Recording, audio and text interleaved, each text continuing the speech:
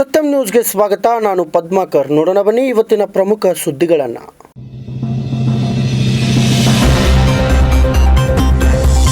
SSLC ಪ್ರಥಮ ಸ್ಥಾನಕ್ಕಾಗಿ ಚಿಕ್ಕೋಡಿ ಶೈಕ್ಷಣಿಕ ಜಿಲ್ಲೆಯ ಕಸರತ್ತು. ಕೊರೋನಾ ಆತಂಕದ ನಡುವೆಯೂ ಭರದ ಸಿದ್ಧತೆ. ಯಮಕನ್ಮಡಿ ಕ್ಷೇತ್ರದ ವಿವಿಧ ಗ್ರಾಮಗಳಲ್ಲಿ ಅಭಿವೃದ್ಧಿ ಕಾಮಗಾರಿಗಳಿಗೆ ಚಾಲನೆ ನೀಡಿದ ಶಾಸಕರು. ಕ್ಷೇತ್ರದ ಅಭಿವೃದ್ಧಿಗೆ ಪ್ರಾಮಾಣಿಕ ಪ್ರಯತ್ನ ಮಾಡುವುದಾಗಿ ಭರವಸೆ ನೀಡಿದ ಶಾಸಕ ಸತೀಶ್ ಜಾರಕಿಹೊಳಿ. ಮಹಾರಾಷ್ಟ್ರ ರಾಜ್ಯದಿಂದ ಕರ್ನಾಟಕ ರಾಜ್ಯ ಪ್ರವೇಶಿಸಿ ದಾಖಲಾತಿ ಇಲ್ಲದೆ ಬೆಳ್ಳಿ ಆಭರಣ ಸಾಗಿಸುತ್ತಿದ್ದ ವ್ಯಕ್ತಿ ಪೊಲೀಸರ ಅತಿಥಿ. ಯಮಕನ್ಮಡಿ ಪಿಎಸ್ಐ ರಮೇಶ್ ಪಾಟೀಲ್ ಮತ್ತು ಹುಕ್ಕೇರಿ ಸಿಪಿಐ ಗುರುರಾಜ್ ಕಲ್ಯಾಣ್ ಶೆಟ್ಟಿ ಅವರಿಂದ ಭರ್ಜರಿ ಭೇಟೆ. ಮಹಾರಾಷ್ಟ್ರದ ಕೃಷ್ಣ ಹಾಗೂ ಪಂಚಗಂಗಾ ನದಿ ಕಣಿವೆಗಳ ಪ್ರದೇಶಗಳಲ್ಲಿ ಕಳೆದ ಕೆಲ ದಿನಗಳಿಂದ ಭಾರೀ ಮಳೆಯಾಗುತ್ತಿರುವುದರಿಂದ ಚಿಕ್ಕೋಡಿ ತಾಲೂಕಿನ ಕೃಷ್ಣಾ ನದಿ ದಡದ ಗ್ರಾಮಗಳಿಗೆ ಪ್ರವಾಹ ಭೀತಿ ಎದುರಾಗಿದ್ದು ಪೊಲೀಸರು ಭಾನುವಾರ ಪರಿಸ್ಥಿತಿ ಅವಲೋಕನ ನಡೆಸಿದ್ರು. ಮಹಾರಾಷ್ಟ್ರದ ಕೃಷ್ಣ ಹಾಗೂ ಪಂಚಗಂಗಾ ನದಿ ಕಣಿವೆಗಳ ಪ್ರದೇಶಗಳಲ್ಲಿ ಕಳೆದ ಕೆಲ ದಿನಗಳಿಂದ ಭಾರೀ ಮಳೆಯಾಗುತ್ತಿರುವುದರಿಂದ ಚಿಕ್ಕೋಡಿ ತಾಲೂಕಿನ ಕೃಷ್ಣಾ ನದಿ ದಡದ ಗ್ರಾಮಗಳಿಗೆ ಪ್ರವಾಹದ ಭೀತಿ ಎದುರಾಗಿದ್ದು ಪೊಲೀಸರು ರವಿವಾರದಂದು ಪರಿಸ್ಥಿತಿಯ ಅವಲೋಕನ ನಡೆಸಿದ್ರು. ಒಂದು NDRF ಟೀಮ್ ಇರುತ್ತೆ, ಅವ್ರ ಕಡೆ ಬೋಟ್ ಇಲ್ಲ, ಹೌದಲ್ಲ, ಅನ್ನೋದು ಅವರು ಎಷ್ಟು ಒಬ್ರು ಇಬ್ರು ಎಲ್ಲರೂ ಸಿಕ್ಕಾಕೊಂಡ್ರ ಅಂತವ್ರು ತಕೊಂಬರಾಕ. ಈಗ ದನ ಕರ ಏನೋ ಒಂದು 10-15 ಜನ 20 ಜನ ಎಲ್ಲೋ ಹಿಂಗತೆ ಹೊಲ್ದಾಗ ಇರ್ತಾರ ನೋಡಿ, ಇವ್ರು ಅಂತವ್ರನ್ನ ಕಾಪಾಡ್ಬೇಕಂದ್ರೆ ಇಂಥವ್ ಹೆಲ್ಪ್ ಹಾಕೋ. ಆ ಟೈಮ್ನಾಗ ಇವ್ ನಮ್ಗೆ ಹೆಲ್ಪಿಗೆ ಬರ್ತಾವ. ಈಗ ನಮ್ಮ ಬ್ರಿಡ್ಜಿಂದ ಅದೊಂದು ಬೋಟ್ ನಡೆಸೋರು ಯಾರು, ಇದನ್ನ ನಡೆಸೋರು ಯಾರು? ಅಂಕಲಿ ಪೊಲೀಸ್ ಠಾಣೆಯ ಪಿಎಸ್ಐ ಲಕ್ಷ್ಮಣಪ್ಪ ಆರಿ ನೇತೃತ್ವದಲ್ಲಿ ಇಂಗಳಿ, ಮಾಂಜರಿ, ಯಡ್ಡೂರ್, ಚಂದೂರ್ ಗ್ರಾಮಗಳಿಗೆ ಭೇಟಿ ನೀಡಿ ಮುಂಜಾಗ್ರತಾ ಕ್ರಮಗಳ ಬಗ್ಗೆ ಗ್ರಾಮದ ಮುಖಂಡರೊಂದಿಗೆ ಚರ್ಚಿಸಿದ್ರು. ಬರೋದಿಲ್ಲ ಏನು ಕೊಯ್ನಾ ಬ್ರಿಡ್ಜ್ ತುಂತು ದೂರಗಂಗಾ ಬೇಡಗಂಗಾ ಮಿಕ್ಸ್ ಆಗಿ ಪ್ರವಾಸ ಬರ್ತದೆ ನೀರು. ಅದ್ರ ಸಂಬಂಧ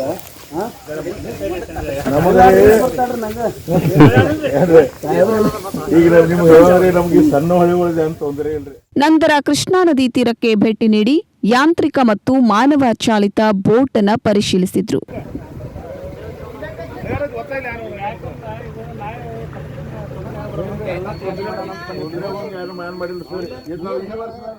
ಮುಖಂಡರಾದ ಗಣಪತಿ ಧನ್ವಾಡೆ, ಕಲ್ಲಪ್ಪ ಕಾಂಬಳೆ, ಮಹಾದೇವ್ ಜುಗದಾರ್, ರಾಜು ಕೋಳಿ ಹಾಗೂ ಇನ್ನಿತರರು ಉಪಸ್ಥಿತರಿದ್ದರು. ಕೊರೋನಾ ಆತಂಕದ ನಡುವೆಯೂ 2019-20ನೇ ಸಾಲಿನ ಎಸ್ಎಸ್ಎಲ್ಸಿ ಪರೀಕ್ಷೆ ನಡೆಸಲು ಶೈಕ್ಷಣಿಕ ಜಿಲ್ಲೆ ಸಜ್ಜಾಗಿದ್ದು ಇಲಾಖೆ ಭರದ ಸಿದ್ಧತೆ ನಡೆಸಿದೆ. ಕೊರೋನಾ ಆತಂಕ ಒತ್ತಡ ನಡುವೆಯೂ ಆನ್ಲೈನ್ ಮೂಲಕ ವಿವಿಧ ಹಂತದ ಪಾಠದ ವ್ಯವಸ್ಥೆಗಳನ್ನು ಮಾಡಿ ಮತ್ತೊಮ್ಮೆ ಚಿಕ್ಕೋಡಿ ಜಿಲ್ಲೆಯನ್ನು ಪ್ರಥಮ ಸ್ಥಾನಕ್ಕೆ ತರಲು ಇಲಾಖೆ ನಾನಾ ವ್ಯವಸ್ಥೆಗಳನ್ನು ಮಾಡಿಕೊಂಡಿದೆ.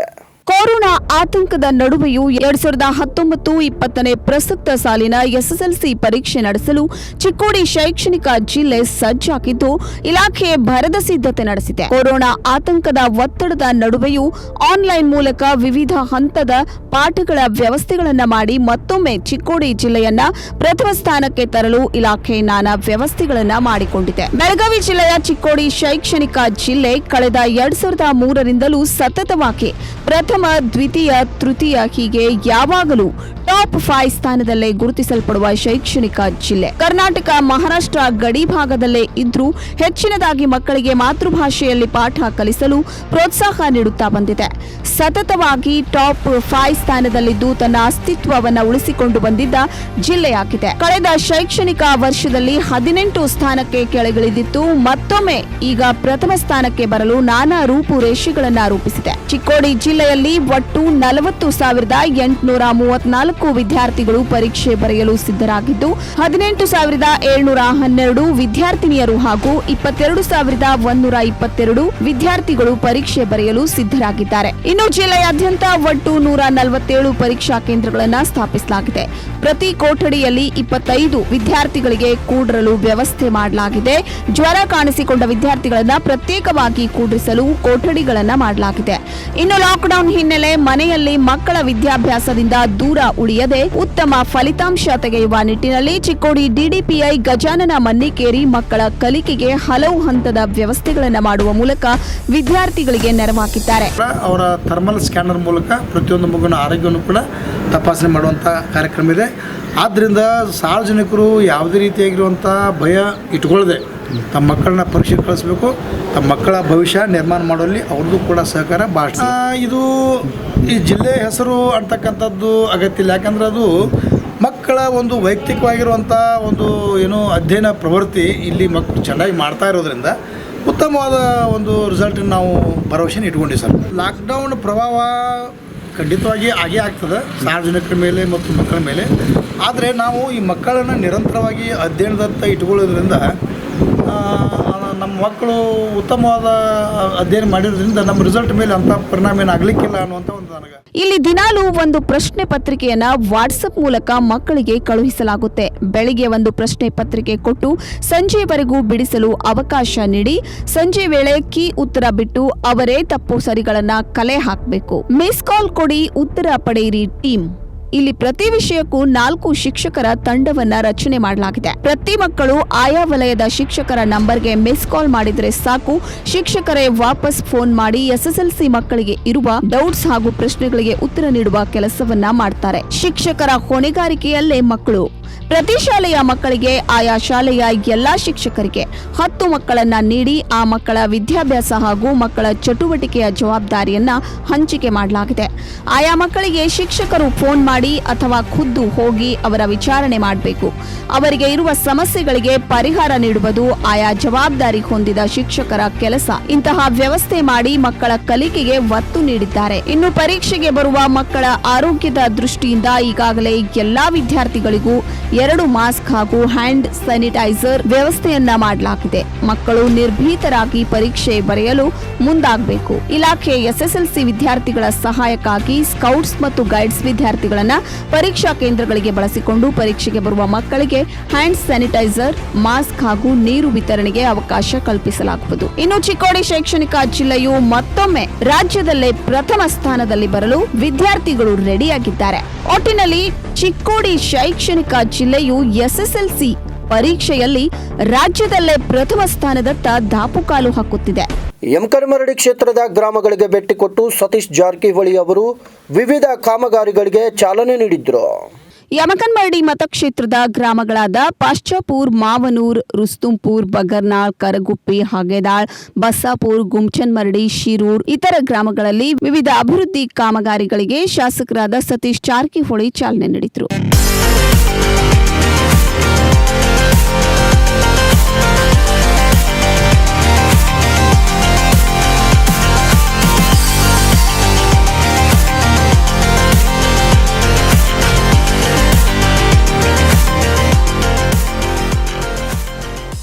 ಈ ಸಂದರ್ಭದಲ್ಲಿ ಮಾತನಾಡಿದ ಅವರು, ನಮ್ಮ ಕ್ಷೇತ್ರವನ್ನ ಶೈಕ್ಷಣಿಕವಾಗಿ ಅಭಿವೃದ್ಧಿಪಡಿಸಲು ಪ್ರಾಮಾಣಿಕವಾಗಿ ಪ್ರಯತ್ನ ಮಾಡುತ್ತೇನೆ ಎಂದರು. ಅವರು ವಿವಿಧ ಕಾಮಗಾರಿಗಳನ್ನು ಉದ್ಘಾಟಿಸಿ ಈಗ ಕೆಲವು ತಮ್ಮ ಕಾಮಗಾರಿಗಳ ಬಗ್ಗೆ ವಿಚಾರಗಳನ್ನು ಹಂಚಿಕೊಳ್ತಾ ಇದ್ದಾರೆ. ಅವರನ್ನು ನಾವೀಗ ಮಾತಾಡ್ಸೋಣ. ಯಾವ ಇವತ್ತು ಇಡೀ ಪಾಶಾಪುರ ಜಿಲ್ಲಾ ಪಂಚಾಯತಿ ವ್ಯಾಪ್ತಿಯಲ್ಲಿ ಬೇರೆ ಬೇರೆ ವಿಶೇಷ ಸ್ಕೂಲ್, ಹೊಸ ಸ್ಕೂಲನ್ನು ಭೂಮಿ ಪೂಜೆ ಮಾಡ್ತಾ ಇದ್ದೀವಿ. ಅದ್ರ ಜೊತೆಗೆ ಸಾರ್ವಜನಿಕ ಗ್ರಾಮ ಪಂಚಾಯತ್ ಸಮಸ್ಯೆಗಳನ್ನು ಕೂಡ ಅವ್ರ ಜೊತೆ ಚರ್ಚೆ ಮಾಡ್ತಾ ಇದ್ದೀವಿ, ಪರಿಹಾರ ಮಾಡುವಂಥ ಪ್ರಯತ್ನವನ್ನು ಮಾಡ್ತಾ ಇದ್ದೀವಿ. ವಿಶೇಷವಾಗಿ ಇವತ್ತು ಸುಮಾರು 30ಕ್ಕೂ ಹೆಚ್ಚು ಹೊಸ ಶಾಲಾ ಕೊಠಡಿಗಳನ್ನು ಪೂಜೆ ಕಾರ್ಯಕ್ರಮ ಮಾಡ್ತಾ ಇದ್ದೀವಿ. ಭಾಳ ದೊಡ್ಡ 10 ವರ್ಷಗಳಲ್ಲಿ ಅತಿ ಹೆಚ್ಚು ಶಾಲೆಗಳನ್ನು ಯೋಚನೆ ಕೊಡ್ತಾ ಇದ್ದೀವಿ, ಹೊಸ ಕಟ್ಟಡಗಳು. ಇದಲ್ಲದೆ ಮತ್ತೆ ನಮ್ಮ ಕ್ಷೇತ್ರಕ್ಕೆ ಯಾವ ಮತ್ತೆ ವಿಶೇಷ ಯೋಜನೆಗಳನ್ನು ತರುವ ಪ್ರಯತ್ನ ಮಾಡ್ತಾ ಇದ್ದೀವಿ. ನಿರಂತರವಾಗಿ ನಾವು ಮಾಡ್ತಾನೆ ಇರ್ತೀವಿ. ಶಾಲೆ, ಕಾಲೇಜುಗಳು, ರಸ್ತೆಗಳು, ಸಾಮೂಹಿಕ ನೀರಾವರಿ ಯೋಜನೆ, ಕೆರೆ ತುಂಬಿಸುವ ಯೋಜನೆ ನಿರಂತರವಾಗಿ ಮಾಡ್ತಾನೆ ಇರ್ತೀವಿ. ಸೊ ಅವಶ್ಯಕತೆ ಇದ್ದಾಗ ಅದರ ಅನುಗುಣವಾಗಿ ಕೆಲಸ ಮಾಡ್ತೀವಿ. ತಾವು ಶಿಕ್ಷಣ ಕ್ಷೇತ್ರಕ್ಕೆ ಹೆಚ್ಚು ಆದ್ಯತೆಯನ್ನು ಕೊಡ್ತಾ ಇದ್ದೀರಿ. ಹಾಗಾಗಿ ಮತ್ತೆ ಉನ್ನತ ಶಿಕ್ಷಣ ಸಂಬಂಧಪಟ್ಟಂತೆ ಯಾವುದೇ ಶಾಲಾ ಕಾಲೇಜುಗಳನ್ನು ಹೊಸ ಥರ ಯೋಜನೆ ಅದು ಇದೆಯಾ? ಯಾಕಂದರೆ ನಮ್ಮ ಭಾಗದಲ್ಲಿ ತಾಂತ್ರಿಕ ಶಿಕ್ಷಣದ ಕೊರತೆ ಇದೆ. ಹಾಗಾಗಿ ಆ ತಾಂತ್ರಿಕ ಶಿಕ್ಷಣವನ್ನು ಇಲ್ಲಿ ಪರಿಚಯಕ್ಕೋಸ್ಕರ ಇಲ್ಲಿಯ ವಿದ್ಯಾರ್ಥಿಗಳ ಅನುಕೂಲವಾದ ದೃಷ್ಟಿಕೋನದಿಂದ ಯಾವುದಾದ್ರು ಪಾಲಿಟೆಕ್ನಿಕ್ ಅಥವಾ ITI ಕಾಲೇಜುಗಳನ್ನು ಹೊಸ ಯೋಜನೆ ಅದು ಏನಾದರೂ ಪ್ರಯತ್ನ ಮಾಡ್ತಾ ಇದ್ದೀವಿ.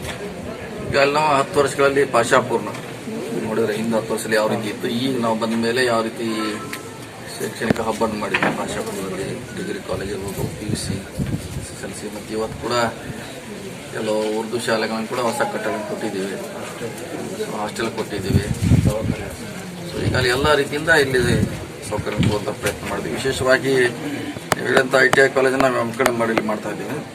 ಅದರ ಅವಶ್ಯಕತೆ ಇಲ್ಲಬೇಕಂತಿಲ್ಲ. ಈಗ ಅಲ್ಲಿ ಸಾಕಷ್ಟು ಬೆಳಗಾವಿ ಇದೆ, ಗೋಕಾಕ್ ಇದೆ, ಘಟಪ್ರಭಾ, ಸೊ ಸಾಕಷ್ಟು ಅವಕಾಶ ಇದೆ, ಹುಕ್ಕೇರಿಗಿದೆ. ಸೊ ಹೀಗಾಗಿ ಅಲ್ಲಿ ಕೂಡ ನಾವು ಮೂಲಭೂತ ಸೌಕರ್ಯ ಕೊಡುವಂಥ ಪ್ರಯತ್ನ ಮಾಡ್ತಾ ಇದ್ದೀವಿ. ಸೊ ಇಲ್ಲಿ ನಾವು ಪ್ರಾಥಮಿಕ ಶಿಕ್ಷಣಕ್ಕೆ ಹೆಚ್ಚು ಒತ್ತು ಕೊಡ್ತಾ ಇದ್ದೀವಿ. ರಾಷ್ಟ್ರೀಯ ಮಿನಿಮಮ್ ಅಷ್ಟಾರು ಬೇಕು. ಉನ್ನತ ಶಿಕ್ಷಣ ನಾವೆಲ್ಲೇ ಹೋಗ್ಲಿಕ್ಕೆ ಅವಕಾಶ ಇದೆ. ಪ್ರಾಥಮಿಕ ಕೊಡ್ಲಿಕ್ಕೆ ಹೆಚ್ಚು ಪ್ರಯತ್ನ ಮಾಡ್ತೀವಿ. ಈ ಸಂದರ್ಭದಲ್ಲಿ ಪಾಶ್ಚಾಪುರ್ ಜಿಲ್ಲಾ ಪಂಚಾಯತ್ ಸದಸ್ಯರಾದ ಮಂಜುನಾಥ ಪಾಟೀಲ್, ತಾಲೂಕು ಪಂಚಾಯತ್ ಸದಸ್ಯರು, ಗ್ರಾಮ ಪಂಚಾಯತ್ ಅಧ್ಯಕ್ಷರು, ಸದಸ್ಯರು, ಊರಿನ ಪ್ರಮುಖರಾದ ಅಬ್ದುಲ್ ಗಣಿ, ದರ್ಗಾ, ಮಕಾಂದಾರ್, ಡಾಕ್ಟರ್ ಉಮ್ನಾಬಾದಿ ಮಠ್, ಕರಣ್ ಬಸ್ನಾಯಕ್, ವಿನೋದ್ ಉಮ್ನಾಬಾದಿ ಮಠ್, ಸರಫರಾಜ್, ಗುತ್ತಿಗೆದಾರರಾದ ನಜೀರ್, ಮೋಮಿನ್ ಹಾಜರಿದ್ದರು. ಕಲಬುರಗಿ ಜಿಲ್ಲೆಯ ಅಫ್ಜಲ್ಪುರ ತಾಲೂಕು ಕರಜಗಿ ಗ್ರಾಮ ಪಂಚಾಯತ್ ವ್ಯಾಪ್ತಿಯಲ್ಲಿ ಬರುವ ವಾರ್ಡ್ ನಂಬರ್ 4ರಲ್ಲಿ ಸಿಸಿ ರಸ್ತೆ ಇಲ್ಲದ್ದರಿಂದ ಚರಂಡಿ ನೀರು ರಸ್ತೆ ಮೇಲೆ ಬರುತ್ತಿದ್ದು, ಇದರಲ್ಲಿ ಸೊಳ್ಳೆಗಳ ರಾಶಿ ಎದ್ದು ಕಾಣುತ್ತಿದ್ದು, ದಿನನಿತ್ಯ ಜನರು ಅದರಲ್ಲಿಯೇ ಓಡಾಡುತ್ತಿದ್ದಾರೆ. ಕೂಡಲೇ ಸಂಬಂಧಿಸಿದ ಅಧಿಕಾರಿಗಳು ಇತ್ತ ಕಡೆ ಗಮನ ಹರಿಸಬೇಕು, ಇಲ್ಲವಾದರೆ ಉಗ್ರವಾದ ಹೋರಾಟ ಕೈಗೊಳ್ಳಲಾಗುವುದು ಎಂದು ಎಚ್ಚರಿಕೆ ನೀಡಿದ್ದಾರೆ. ಅಫ್ಜಲ್ಪುರ ತಾಲೂಕಿನ ಕರಜಗಿ ಗ್ರಾಮ ಪಂಚಾಯತ್ ವ್ಯಾಪ್ತಿಯಲ್ಲಿ ಬರುವ ವಾರ್ಡ್ ನಂಬರ್ 4ರಲ್ಲಿ ಸಿಸಿ ರಸ್ತೆ ಇಲ್ಲ. ಆದ್ದರಿಂದಾಗಿ ಚರಂಡಿ ನೀರು ರಸ್ತೆಯ ಮೇಲೆ ಬರುತ್ತಿದೆ. ಇದರಲ್ಲಿ ಸೊಳ್ಳೆಗಳ ಸಾಮ್ರಾಜ್ಯವೇ ನಿರ್ಮಾಣವಾಗುತ್ತಿದೆ. ದಿನನಿತ್ಯ ಜನರು ಅಂಥದ್ರಲ್ಲಿಯೇ ಓಡಾಡುತ್ತಿದ್ದಾರೆ. ಸಾಂಕ್ರಾಮಿಕ ರೋಗದ ಭೀತಿಯಲ್ಲಿ ವಾರ್ಡ್ ನಂಬರ್ 4ರ ಜನರಿದ್ದಾರೆ. ಇಲ್ಲಿನ ಜನರ ಗೋಳು ಕೇಳೂರೇ ಇಲ್ವಾ? ಇದರ ಬಗ್ಗೆ ಗ್ರಾಮಸ್ಥರು ಗ್ರಾಮ ಪಂಚಾಯತ್ ಅಭಿವೃದ್ಧಿ ಅಧಿಕಾರಿಗಳಿಗೆ ಅದೆಷ್ಟೋ ಬಾರಿ ಹೇಳಿದ್ರೂ ಕ್ಯಾರೆ ಎನ್ನುತ್ತಿಲ್ಲ. ಹಾಗೇನಾದ್ರೂ ನಿಮಗೆ ರಸ್ತೆ ಬೇಕಾಗಿದ್ದಲ್ಲಿ ನಿಮ್ಮ ಕೈಯಿಂದ ಹಣ ಹಾಕಿ ರಸ್ತೆ ಮತ್ತು ಚರಂಡಿ ವ್ಯವಸ್ಥೆ ಸರಿ ಮಾಡಿಸಿಕೊಳ್ಳಿ, ನಾನು ಆಮೇಲೆ ಬಿಲ್ ಹಾಕಿಸಿಕೊಡುತ್ತೇನೆ ಎಂದು ಬೇಜವಾಬ್ದಾರಿ ಹೇಳಿಕೆ ನೀಡುತ್ತಿದ್ದಾರೆಂದು ಗ್ರಾಮಸ್ಥರು ಸತ್ಯಂ ವಾಹಿನಿಯ ಮುಂದೆ ತಮ್ಮ ಸಮಸ್ಯೆಯ ಬಗ್ಗೆ ಅಳಲನ್ನ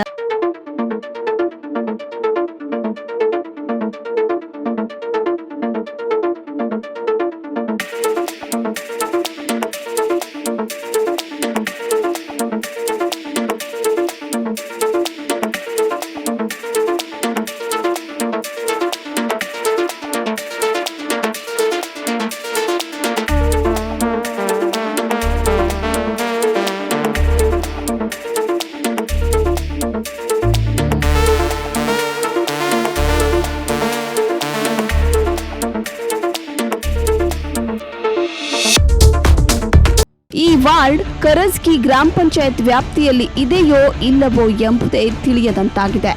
ಈ ವೇಳೆ ಜಯ ಕರ್ನಾಟಕ ಸಂಘಟನೆಯ ಯುವ ಘಟಕದ ತಾಲೂಕಾ ಅಧ್ಯಕ್ಷರಾದ ಸಿದ್ರಾಮ್ ಸುಲ್ತಾನ್ಪುರ್ ಮಾತನಾಡಿ, ಇದರ ಬಗ್ಗೆ ಸಂಬಂಧಪಟ್ಟ ಇಲಾಖೆಯ ಅಧಿಕಾರಿಗಳು ಇತ್ತ ಕಡೆ ಗಮನ ಹರಿಸಬೇಕು ಹಾಗೂ ಅಭಿವೃದ್ಧಿ ಅಧಿಕಾರಿಗಳ ವರ್ಗಾವಣೆ ಮಾಡಬೇಕು.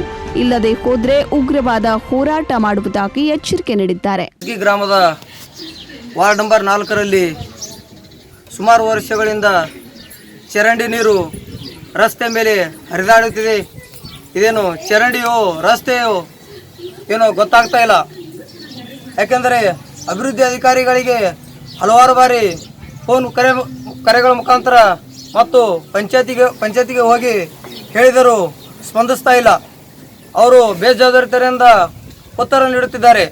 ಮತ್ತು 4ನೇ ವಾರ್ಡಿನ ಜನರು ಮತ್ತು ಹೆಣ್ಣುಮಕ್ಕಳು ಪಂಚಾಯತಿಗೆ ಹೋಗಿ ಹೇಳಿದರೆ ಅವರಿಗೆ ನಿಮ್ಮ ಕೈಯಿಂದ ಹಣವನ್ನು ನೀವೇ ಹಾಕಿ ಕೆಲಸ ಮಾಡಿಕೊಳ್ಳಿ, ಮತ್ತೆ ಆಮೇಲೆ ನಾನು ಬಿಲ್ ಮಾಡುತ್ತೀನಿ ಅಂತ ಬೇಜವಾಬ್ದಾರಿತನದಿಂದ ಉತ್ತರ ನೀಡುತ್ತಿದ್ದಾರೆ. ಇದಕ್ಕೆ ಯಾಕೆಂದರೆ ಪಂಚಾಯತಿಯಲ್ಲಿ ಹಣವಿಲ್ಲೋ ಏಕೆ ಇವರು ಗ್ರಾಮ ಪಂಚಾಯತಿ ಅಭಿವೃದ್ಧಿ ಅಧಿಕಾರಿಗಳು ಈ ಥರ ಉತ್ತರ ನೀಡುತ್ತಿರೋದು ಸರಿಯೋ?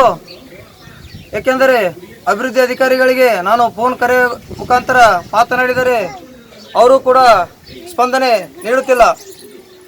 ಆದ ಕಾರಣ ಇಲ್ಲಿ ಚರಂಡಿಯಲ್ಲಿ ಮಚ್ಚರಗಳ ರಾಶಿ ಎದ್ದು ಕಾಣುತ್ತಿದೆ ಮತ್ತು ರೋಗ ರುಜಿನಗಳು ಬರುವ ಲಕ್ಷಣಗಳು ಕಾಣುತ್ತಿವೆ.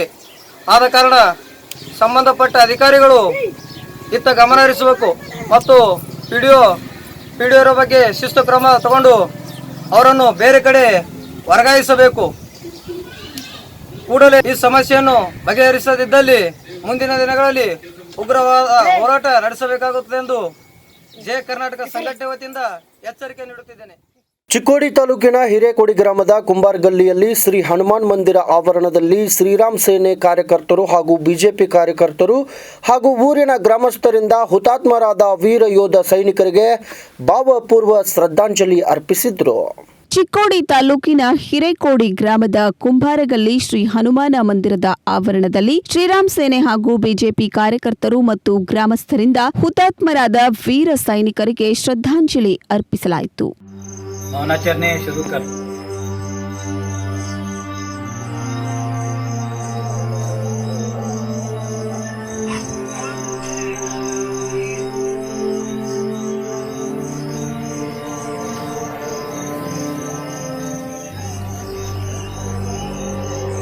ಈ ವೇಳೆ ಹುತಾತ್ಮರಾದ ವೀರ ಸೈನಿಕರಿಗೆ ಶ್ರದ್ಧಾಂಜಲಿ ಅರ್ಪಿಸುವ ಮೂಲಕ ವೈರಿ ರಾಷ್ಟ್ರ ಚೀನಾದ ವಸ್ತುಗಳನ್ನು ಬಹಿಷ್ಕರಿಸಿ ಅನ್ನೋ ಘೋಷವಾಕ್ಯದೊಂದಿಗೆ ದೇಶದ ಪ್ರತಿಯೊಬ್ಬ ಸೈನಿಕರಿಗೆ ಬೆಂಬಲ ಸೂಚಿಸುವ ಮೂಲಕ ಒಗ್ಗಟ್ಟು ಪ್ರದರ್ಶಿಸಲಾಯಿತು. ಈ ಕಾರ್ಯಕ್ರಮದಲ್ಲಿ ಶ್ರೀರಾಮ ಸೇನೆ ಕಾರ್ಯಕರ್ತರು, ಭಾರತೀಯ ಜನತಾ ಪಕ್ಷದ ಮುಖಂಡರು ಹಾಗೂ ಗ್ರಾಮದ ಯುವ ಬಂಧುಗಳು ಪಾಲ್ಗೊಂಡಿದ್ದರು. भारत माता की जय. भारत माता की जय. Boycott China. Boycott China. Boycott China. Boycott China. ಬಂಧುಗಳೇ, ಇವತ್ತಿನ ದಿವಸ ಹಿರೇಕೊಡಿ ಗ್ರಾಮದ ಶ್ರೀರಾಮ್ ಸೇನೆ ವತಿಯಿಂದ ಹಾಗೂ ಗ್ರಾಮಸ್ಥರ ವತಿಯಿಂದ ಹಾಗೂ ಭಾರತೀಯ ಜನತಾ ಪಕ್ಷದ ಕಾರ್ಯಕರ್ತರ ವತಿಯಿಂದ ಇವತ್ತಿನ ದಿವಸ ಹುತಾತ್ಮರಾದ ವೀರ ಯೋಧರಿಗೆ ನಮನ ಸಲ್ಲಿಸಲಿಕ್ಕೆ ಕೂಡಿರತಕ್ಕಂಥ ಸಮಸ್ತ ಯುವಕರೂ ಸಹ ಒಂದು ವೇಳೆ ದೇಶದಲ್ಲಿ ಏನಾದರೂ ದೇಶದ ವಿರುದ್ಧ ಯಾರು ಹೇಳ್ತಾರಲ್ಲ ಅಂಥವ್ರಿಗೆ ನಮ್ಮ ಇಲ್ಲಿರ್ತಕ್ಕಂಥ ಯುವಕರ ತರಹ ಪ್ರತಿಯೊಂದು ರಾಜ್ಯದಲ್ಲಿ, ಜಿಲ್ಲೆಯಲ್ಲಿ, ಪ್ರತಿಯೊಂದು ದೇಶದ ಮೂಲೆಯಲ್ಲಿ ಸಹ ಪ್ರತಿಯೊಬ್ಬರೂ ಸಹ ವೀರ ಯೋಧರಿಗೆ ಬೆಂಬಲ ವ್ಯಕ್ತಪಡಿಸಿ ಇವತ್ತಿನ ದಿವಸ ಪ್ರತಿಯೊಂದು ಚೈನಾ ವಸ್ತುಗಳನ್ನು ನಾವು ಬಹಿಷ್ಕರಿಸ್ತೀವಿ ಅಂತೇಳಿಂದ ಇಲ್ಲಿ ನಾವು ಎಲ್ಲ ಪಣ ತೊಟ್ಟಿ ಇಲ್ಲಿ ನಾವು ನಿಂತಿದ್ದೀವಿ. ಮಹಾರಾಷ್ಟ್ರ ರಾಜ್ಯದಿಂದ ಕರ್ನಾಟಕ ರಾಜ್ಯ ಪ್ರವೇಶಿಸಿರುವ ಹಾಗೂ ಅಧಿಕೃತ ದಾಖಲೆಗಳಿಲ್ಲದೆ ವಾಹನದಲ್ಲಿ ಬೆಳ್ಳಿ ಆಭರಣಗಳನ್ನು ಸಾಗಿಸುತ್ತಿದ್ದ ವೇಳೆ ಯಮಕನಮರಡಿ ಪೊಲೀಸರು ವಾಹನ ಸಮೇತ ಬೆಳ್ಳಿ ಆಭರಣಗಳೊಂದಿಗೆ ಆರೋಪಿಗಳನ್ನು ಬಂಧಿಸುವಲ್ಲಿ ಯಶಸ್ವಿಯಾಗಿದ್ದಾರೆ. ಮಹಾರಾಷ್ಟ್ರ ರಾಜ್ಯದಿಂದ ಕರ್ನಾಟಕ ರಾಜ್ಯ ಪ್ರವೇಶಿಸಿರುವ ವಾಹನವೊಂದರಲ್ಲಿ ಅಧಿಕೃತ ದಾಖಲಾತಿಗಳಿಲ್ಲದೆ ತಮ್ಮ ಲಾಭಕ್ಕೋಸ್ಕರ ಬೆಳ್ಳಿ ಆಭರಣಗಳನ್ನು ಸಾಗಿಸಲಾಗುತ್ತಿತ್ತು. ಈ ಬಗ್ಗೆ ಖಚಿತ ಮಾಹಿತಿ ಪಡೆದ ಹುಕ್ಕೇರಿ ವೃತ್ತದ ಸಿಪಿಐ ಜಿಐ ಕಲ್ಯಾಣ್ ಶೆಟ್ಟಿ ಅವರು ಈ ವಿಷಯವನ್ನ ಎಸ್ಪಿ ಬೆಳಗಾವಿ ಮತ್ತು ಹೆಚ್ಚುವರಿ ಎಸ್ಪಿ ಬೆಳಗಾವಿ ಹಾಗೂ ಡಿಎಸ್ಪಿ ಗೋಕಾಕ್ ರವರಿಗೆ ತಿಳಿಸಿ ಅವರ ಮಾರ್ಗದರ್ಶನದಲ್ಲಿ ಯಮಕನ್ಮಡಿ ಪೊಲೀಸ್ ಠಾಣೆಯ ಪಿಎಸ್ಐ ರಮೇಶ್ ಪಾಟೀಲ್ ಹಾಗೂ ಸಿಬ್ಬಂದಿಗಳಾದ Vittal Nayak, LY Kilaragi, HB Patil, SN Araballi, MV Naveer ಅವರೊಂದಿಗೆ ತಂಡವನ್ನ ರಚಿಸಿ ಹತ್ತರ್ಗಿ ಗ್ರಾಮದ ಹದ್ದಿನಲ್ಲಿ ಬರುವ ಟೋಲ್ ನಾಕಾ ಸಮೀಪ ಕೊಲ್ಲಾಪುರ ಕಡೆಯಿಂದ ಬೆಳಗಾವಿ ಕಡೆಗೆ ಸಾಗುತ್ತಿದ್ದ NH4 ರಸ್ತೆಯ ಮೇಲೆ ಆರೋಪಿತರಾದ ಸುಹಾಸ್ ಭಾಸ್ಕರ್ ಗಾಯಕ್ವಾಡ್ ವಯಸ್ಸು 45, 38 ವರ್ಷದ ಮಾರುತಿ ಅಮೃತ್ ಮುತ್ತಗೇಕರ್ ಗೋಕುಲ್ನಗರ್ ಹಿಂಡಲ್ಗಾ ಬೆಳಗಾವಿ, 31 ವರ್ಷದ ಸಂದೀಪ್ ಸುಹಾಸ್ ಗಾಯಕ್ವಾಡ್ ಕೇರ್ಲೆ ಕರವೀರ್ ತಾಲೂಕಿನ ಕೊಲ್ಲಾಪುರ ಜಿಲ್ಲೆಯ ನಿವಾಸಿ. ಇವರು ಯಾವುದೇ ಅಧಿಕೃತ ದಾಖಲಾತಿಗಳಿಲ್ಲದೆ ತಮ್ಮ ಸ್ವಂತ ಫಾಯ್ದೆಗೋಸ್ಕರ ಬೆಳ್ಳಿಯ ಆಭರಣಗಳನ್ನು ಎಲ್ಲಿಂದಲೋ ಕಪಟತನದಿಂದ ಕೊರಿಯರ್ ಸಾಗಾಟ ಮಾಡುವ ಕ್ರೂಷರ್ ವಾಹನದ ನಂಬರ್ MH50A2634 ಇದರಲ್ಲಿ ಸಾಗಾಟವನ್ನ ಮಾಡುತ್ತಿದ್ದರು. ಸುಮಾರು 47 ಕೆಜಿ 989 ಗ್ರಾಂ ಬೆಳ್ಳಿಯ ಆಭರಣಗಳ ಒಟ್ಟು ಅಂದಾಜು ಮೌಲ್ಯ 14,39,670 ರೂಪಾಯಿ ಮೌಲ್ಯದ ಆಭರಣಗಳನ್ನ ಮತ್ತು ಕ್ರೂಷರ್ ವಾಹನ MH50A2634 ಹಾಗೂ 4 ಲಕ್ಷ ರೂಪಾಯಿ ಹೀಗೆ ಆರೋಪಿತರಿಂದ ಒಟ್ಟು 18,39,670 ರೂಪಾಯಿ ಸಾಗಾಟ ಮಾಡುತ್ತಿದ್ದಾಗ ವಶಪಡಿಸಿಕೊಂಡು ಆರೋಪಿತರನ್ನ ಬಂಧಿಸಿ ಯಮಕನ್ಮಡಿ ಪೊಲೀಸ್ ಠಾಣೆಯಲ್ಲಿ ಪ್ರಕರಣ ದಾಖಲಿಸಲಾಗಿದೆ. ಬೆಳಗಾವಿಯ ಎಸ್ಪಿ ಅವರು ಅಧಿಕಾರಿ ಹಾಗೂ ಸಿಬ್ಬಂದಿಗಳ ಕಾರ್ಯಕ್ಕೆ ಪ್ರಶಂಸೆ ವ್ಯಕ್ತಪಡಿಸಿದ್ದಾರೆ. ಚಿಕ್ಕೋಡಿ ತಾಲೂಕಿನ ಸದಲ್ಗ ಪಟ್ಟಣದ ಅಂಬೇಡ್ಕರ್ ಭವನದಲ್ಲಿ ನಡೆದ ಕಾರ್ಯಕ್ರಮದಲ್ಲಿ ಪುರಸಭೆ ಸದಸ್ಯ ಸಂತೋಷ್ ನಾವಲೆ ದಿಕ್ಕು ದೆಸೆ ಇಲ್ಲದ ಇಬ್ಬರು ವಯೋವೃದ್ಧ ಮಹಿಳೆಯರ ಶಾಶ್ವತ ಆರೋಗ್ಯ ಖರ್ಚು ಭರಿಸಲು ಮುಂದಾಗಿದ್ದಾರೆ. ಸ್ಥಳೀಯ ಜನಪ್ರತಿನಿಧಿಯೊಬ್ಬ ಇಬ್ಬರು ವಯೋವೃದ್ಧ ಮಹಿಳೆಯರ ಶಾಶ್ವತ ಆರೋಗ್ಯ ಖರ್ಚು ವಹಿಸಿಕೊಂಡು ಮಾನವೀಯತೆ ಮೆರೆದಿದ್ದಾರೆ. ಅಷ್ಟಕ್ಕೂ ಆ ಜನಪ್ರತಿನಿಧಿ ಯಾರು ಅಂತೀರಾ? ಹಾಗಾದ್ರೆ ಈ ಸುದ್ದಿ ನೋಡಿ. ವಯೋವೃದ್ಧರ ಜೊತೆ ಸಂತೋಷದಿಂದ ಖುಷಿಯಾಗಿ ನಿಂತಿರುವ ಈ ಯುವಕ ವಯೋವೃದ್ಧ ಮಹಿಳೆಯ ಶಾಶ್ವತ ಆರೋಗ್ಯ ಖರ್ಚನ್ನ ಭರಿಸಲು ಮುಂದಾಗಿರುವ ಯುವಕ. ಹೌದು, ಇವರು ಚಿಕ್ಕೋಡಿ ತಾಲೂಕಿನ ಸದಲ್ಗ ಪುರಸಭೆಯ ಸದಸ್ಯ ಸಂತೋಷ್ ನವಲೆ.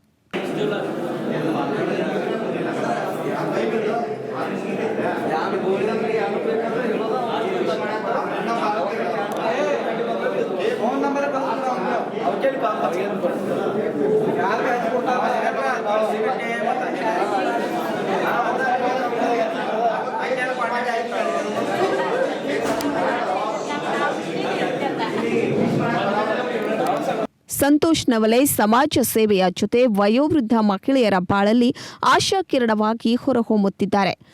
ಇಂದು ಸದಲ್ಗ ಪಟ್ಟಣದ ಅಂಬೇಡ್ಕರ್ ಭವನದಲ್ಲಿ ನಡೆದ ಕಾರ್ಯಕ್ರಮದಲ್ಲಿ ಪುರಸಭೆ ಸದಸ್ಯ ಸಂತೋಷ ನವಲೆ ದಿಕ್ಕು ದೆಸೆಯಿಲ್ಲದೆ ತಾನಾಜಿ ಕನಗ್ಲೆ, ಸೇವಂತ ಮೇತ್ರೆ ಎನ್ನುವ ಇಬ್ಬರು ವಯೋವೃದ್ಧ ಮಹಿಳೆಯರ ಶಾಶ್ವತ ಆರೋಗ್ಯ ಖರ್ಚು ಭರಿಸಲು ಮುಂದಾಗಿದ್ದಾರೆ.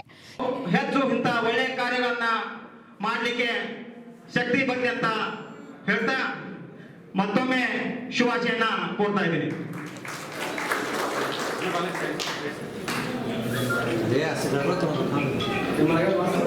ಯಾವತ್ತು ಸಮಾಜಮುಖಿ ಕಾರ್ಯವನ್ನ ಮಾಡ್ತಾ ಇದ್ರ ಕಳೆದ ವರ್ಷ ಇಬ್ರು ಮಕ್ಕಳನ್ನ ದತ್ತು ತೆಗೆದುಕೊಂಡಿದ್ರು. ಹಿರಿಯ ವಯಸ್ಸಿನ ಈ ಮಹಿಳೆಗೆ ಯಾರು ದಿಕ್ಕು ದೆಸೆಯಿಲ್ಲದೆ ನರಳಾಡುವ ಸಂದಿಗ್ಧ ಪರಿಸ್ಥಿತಿ ನಿರ್ಮಾಣವಾಗಿತ್ತು.